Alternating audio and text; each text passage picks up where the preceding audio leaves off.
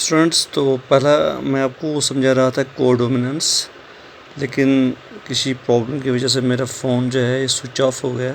शायद battery low थी, तो मैं कंटिन्यू करने जा रहा हूँ। अब दूसरा मैं इसका एक सेकंड पार्ट बना रहा हूँ दूसरी वीडियो में। तो अभी मैं आपको बता रहा था कि कोडोमिनेंस होता क्या है। तो पहले मैंने आपको समझाने की कोशिश की कि सपोज़ जीन जो है वो कैपिटल लेटर में दिखाया जाता है, जैसे आई, और उसका जो पावर होता है वो अलग अलग सुपर स्क्रिप्ट्स में दिखाया जाता है। जैसे हम लिखते हैं आई और उसका रेज्ड पावर कैपिटल ए, हम कैपिटल आई लिखते हैं उसका रेज्ड पावर कैपिटल बी। तो ये होता है ब्लड ग्रुप के लिए, यानी कि जीन आई है तो उस पर एंटीजन ए है। तो ब्लड ग्रुप बी है, उसमें जीन आई है लेकिन उसका एंटीजन बी है। यहाँ हम लिखते हैं I0, यानी कि जीन वही सेम आई है लेकिन ऊपर से उसका जो एंटीजन है वो ओ है, यानी कि कोई एंटीजन न ए है न बी है, उसमें एंटीजन नहीं होता। जैसे मैंने अभी आपको बताया था कि हम लिखते हैं HB, तो उसका सुपर स्क्रिप्ट जो होता है वो ए होता है, यानी कि नॉर्मल हीमोग्लोबिन। अगर हम लिखेंगे HB, उसके ऊपर हम सुपर स्क्रिप्ट लिखेंगे S, तो इसका मतलब है कि this is the haemoglobin of an organism with sickle cell anaemia. तो हम इस तरह से एक जीन को एक्सप्रेस करते हैं इन डिफरेंट फॉर्म्स।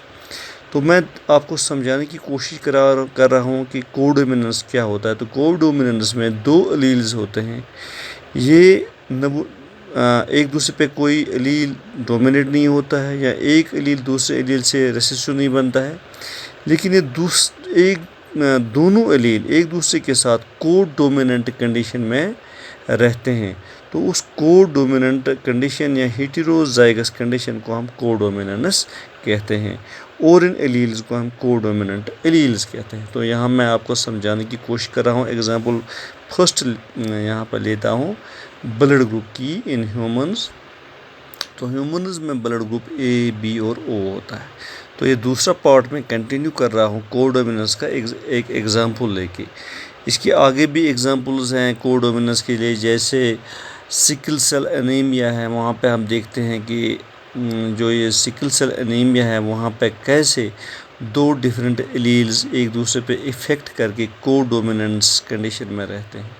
यहाँ हम फिर आगे जाके दूसरा एक एग्जांपल देखेंगे कोट कलर इन एनिमल्स, वो मैं आगे आपको दिखा रहा हूँ, पढ़ाऊँगा इंशाल्लाह। तो फ़िलहाल मैं आपको यहाँ पे समझाने की कोशिश कर रहा हूँ कि एक एग्जांपल है कि ह्यूमन ब्लड ग्रुप है। आपको पता है कि ह्यूमंस में ब्लड ग्रुप A है, ब्लड ग्रुप B है, ब्लड ग्रुप O है और ब्लड ग्रुप AB है। तो यहाँ पे मैं आपको कोडोमिनेंस समझाने की कोशिश करूँगा कि कोडोमिनेंस कहाँ पे एग्जिस्ट होता है।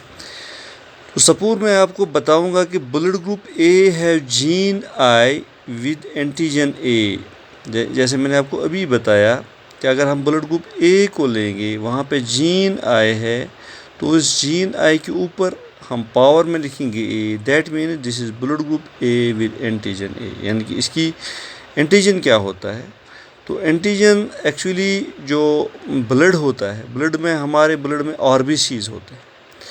तो RBC का जो प्लाज्मा मेम्ब्रेन होता है, RBC सेल्स होते हैं, तो उसका जो प्लाज्मा मेम्ब्रेन होता है वहाँ पे ग्लाइकोप्रोटीन होता है, तो उसको हम एंटीजन कहते हैं। यानी कि antigen is the glycoprotein present on plasma membrane of human RBCs। एक इंसान का RBC है, सपोज उसमें एंटीजन ग्लाइकोप्रोटीन है RBC का, उसके प्लाज्मा मेम्ब्रेन में एंटीजन A है, तो एक्चुअली ये प्रोटीन होता है। तो उसको हमने बायोलॉजिस्ट ने नाम रखा है।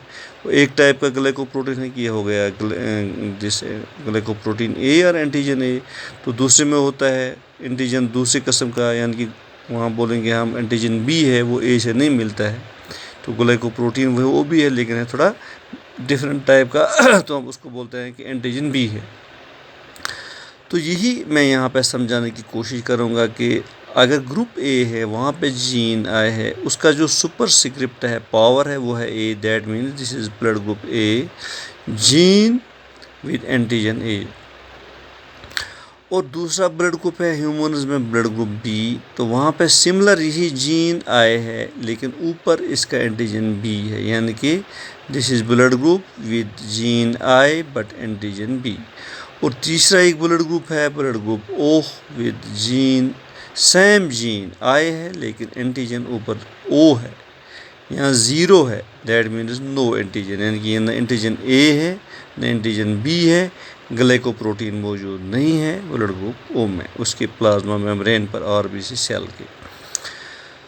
तो आगे चलते हैं, अगर हम देखेंगे कि suppose genes I A and I B have dominance over I O, यानी कि अगर gene I raise power A है और gene I raise power B है और gene I raise power O है, इसका मतलब अगर हम बताएंगे कि कोई एक इंसान है, वहाँ है आई ए और दूसरा जीन है I O, I O means zero, no antigen, तो आई ए पे एंटीजन ए है, हियर एंटीजन ए जो एलील ए है ये एलील ज़ीरो पे डोमिनेंस दिखाता है, क्योंकि एलील ओ जो है वहाँ एंटीजन नहीं है, इसलिए कॉमनली इफेक्ट ए का रहेगा, तो आई ए डोमिनेट हो गया, तो ये बन गया ब्लड ग्रुप ए।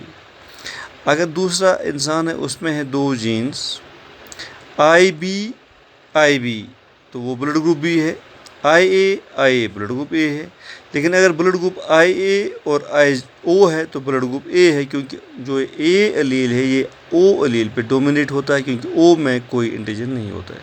होप आप समझ रहे होंगे मैं क्या बता रहा हूँ। और इसी तरह अगर आई बी और आई ओ है तो इसका मतलब ये हो गया कि आई बी है जीन, उसके ऊपर है एंटीजन बी, लेकिन उसका दूसरा जीन है सिमिलर ही आई, लेकिन उसके ऊपर एंटीजन ओ है, यानी कि एंटीजन नहीं है, तो जाहिर सी बात है एंटीजन बी डोमिनेट रहेगा एंटीजन ओ पे, क्योंकि एंटीजन ओ कोई एंटीजन नहीं है, वो ज़ीरो एंटीजन है। तो आई बी यहाँ पे डोमिनेट होता है तो ब्लड ग्रुप आता है ब्लड ग्रुप बी में। यहाँ पे अगर होगा आई ए आई ओ तो यहाँ पर ब्लड एलील ए एलील ओ पे डोमिनेट होता है तो ब्लड ग्रुप बनता है ब्लड ग्रुप ए। तो ये कोडोमिनेंस नहीं है, मैं समझाने की कोशिश कर रहा हूँ। अगर ब्लड ग्रुप ए में एक जीन के ऊपर है एलील ए और दूसरे जीन के ऊपर है एलील ओ तो ये ब्लड ग्रुप ए है। ब्लड ग्रुप ए ओ पे डोमिनेट होता है तो ये कोडोमिनेंस नहीं है, क्योंकि यहाँ पे एक एलील दूसरे एलील के ऊपर डोमिनेट होता है।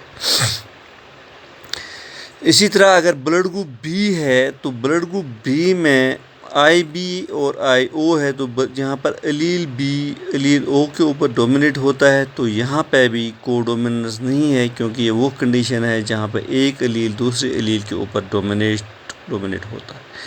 लेकिन हम कोडोमिनेंस कहते हैं, तो मैंने आपको पहले ही बता दिया है कोडोमिनेंस वो दो एलील्स हैं जहाँ पे एक एलील दूसरे के ऊपर डोमिनेट नहीं होता है और दूसरा एलील पहले वाले एलील से रिसेसिव नहीं बनता है, यानी कि दोनों अपना अपना एक इंटरेक्शन दिखाते हैं, अपना अपना एक असर दिखाते हैं, अपना अपना एक एग्जिस्टेंस दिखाते हैं, तो वो कोडोमिनेंस होती है। तो हम आगे देखने की कोशिश करेंगे। सपोज मैंने आपको यहाँ पे दिखाया आई ए आई बी, तो अब जो मैंने आपको अभी बताया कि आई ए है तो ये ब्लड ग्रुप ए है, आई बी है तो ब्लड ग्रुप बी है, क्योंकि दोनों जीनों पे एंटीजन बी है या दोनों जीनों पे एंटीजन ए है, तो नॉर्मल सी बात है, कॉमन सी बात है, ये हो गया ब्लड ग्रुप ए और ब्लड ग्रुप बी। लेकिन अगर और एक कम्बिनेशन होगी जीन्स की, यानी कि आई ए आई ओ, तो यहाँ पे एलील ए एलील ओ के ऊपर डोमिनेट बनेगा तो ब्लड ग्रुप ए बनेगा। अगर दूसरी कम्बिनेशन होगी आई बी और आई ओ, तो यहाँ पे एलील बी एलील ओ के ऊपर डोमिनेट होता है, तो यहाँ ब्लड ग्रुप बी बनता है, ये डोमिनेट हो गया। लेकिन अगर एक कंडीशन आ गई कि आई ए और आई बी, यानी कि एक जीन है उसके ऊपर है एंटीजन ए और दूसरा जीन आई है उसके ऊपर है एंटीजन बी, तो यहाँ पे ए बी के ऊपर डोमिनेट नहीं होगा और बी ए के ऊपर डोमिनेट नहीं होगा, तो यहाँ पे एक नई कंडीशन बनेगी जिसको हेटेरोजाइगोट कहते हैं या हेटेरोजाइगस कंडीशन कहती हैं, और इसी कंडीशन को हम कोडोमिनेंस कहते हैं। तो यहाँ पे एक नया ब्लड ग्रुप बनता है जिससे कहते हैं ब्लड ग्रुप ए बी। तो स्टूडेंट्स, होप आपने समझा होगा कि ब्लड ग्रुप ए बी में एलील ए और एलील बी कोडोमिनेंस कंडीशन में होते हैं, ये एक दूसरे के ऊपर डोमिनेट नहीं होते हैं या एक दूसरे के साथ डोमिनेंट रिसेसिव रिलेशनशिप में नहीं होते हैं, बल्कि दोनों अपने अपने ट्रेट्स एक्सप्रेस करते हैं। तो होप आपने समझ लिया होगा इस एग्जाम्पल से कि यहाँ पे मैंने और एक बार समझाया है कि IA और IAIO ये हो गया ब्लड ग्रुप ए, IBIB और IBIO ये हो गया ब्लड ग्रुप बी। लेकिन अगर वहाँ होगा IAIB तो ये है ब्लड ग्रुप AB, तो ये कोडोमिनेंस है। तो इसी तरह इसीलिए मैंने लास्ट में बता दिया है कि IAIB Group AB have both alleles A and B which are codominant to each other। यानी कि these alleles, allele A and allele B, which are on the same gene I, they are in a codominant condition with each other and these alleles are known as codominant alleles। Hope students आपने इस example से ये question समझा होगा। तो आगे इंशाल्लाह मैं आपको दिखाऊंगा और एक दो कंडीशंस, यानी कि सिकल सेल एनीमिया या कोड कलर ऑफ कलर, वहाँ पे मैं आपको दिखाऊंगा कि कोडोमिनेंस कैसे एग्जिस्ट होती है। Thank you for being with me.